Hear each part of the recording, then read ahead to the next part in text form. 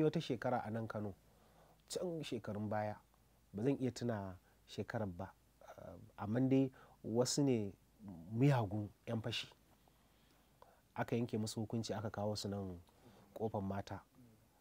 To kafin a harbe su sai dai ice to a jira zai dawo a shekara mai zuwa a wata kaza, ya faɗi date, ya ice zai dawo yawwa.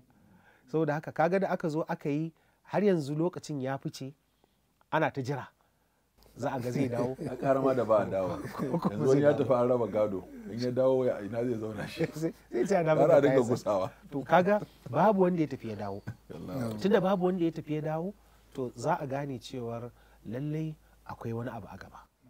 Shi yasa sai ubangiji madaukakin sarki ya nuna to bayan an yi wannan mutuwar to kuma za a dawo.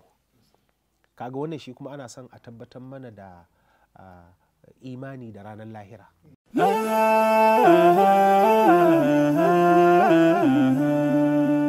Haske mai leƙa gidan kowa Afirka TV. TV3 tafarkin rayuwa.